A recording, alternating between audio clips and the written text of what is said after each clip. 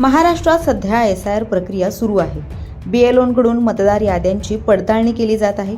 दरम्यान याच मोहिमेसंदर्भात आता शरद पवार गटाचे आमदार रोहित पवार यांनी मोठा दावा केला आहे.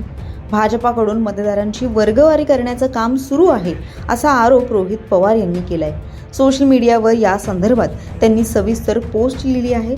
या पोस्टमध्ये रोहित पवार यांनी नेमकं काय म्हटलंय याबद्दल सविस्तर या व्हिडिओच्या माध्यमातून जाणून घेऊयात.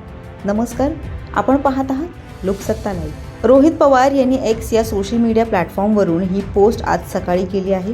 यामध्ये त्यांनी म्हटलंय की SIR मोहीम हे एक भयानक प्रकरण असून या माध्यमातून विरोधी विचारांच्या मतदारांची नावं कशी वगळली गेली किंवा भलत्याच ठिकाणी कशी दाखवली गेली हे पश्चिम बंगालमध्ये अवघ्या देशानं पाहिलं.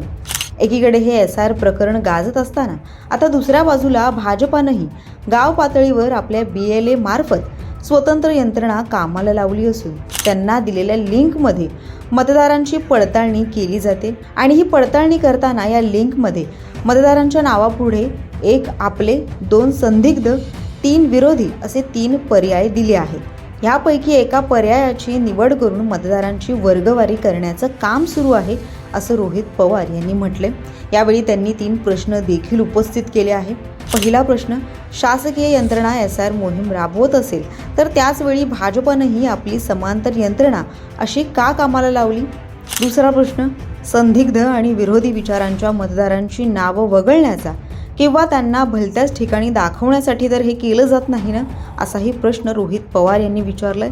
तर तिसरा प्रश्न, कोणत्याही राजकीय पक्षाला मतदारांच्या वैयक्तिक किंवा गोपनीय रेकॉर्डचा वापर करून स्वतःची समांतर राजकीय मोहीम चालवण्याचा कोणताही कायदेशीर अधिकार नाही असं कोर्टानं सांगितलं असतानाही भाजप हे कोणत्या अधिकारात करत आहे, असे 3 प्रश्न रोहित पवार यांनी उपस्थित केले आहेत आणि या प्रश्नांची उत्तरं भाजपनं द्यावीत आणि निवडणूक आयोगानंही याची गंभीर दखल घ्यावी असं रोहित पवार यांनी आपल्या पोस्टमध्ये म्हटले.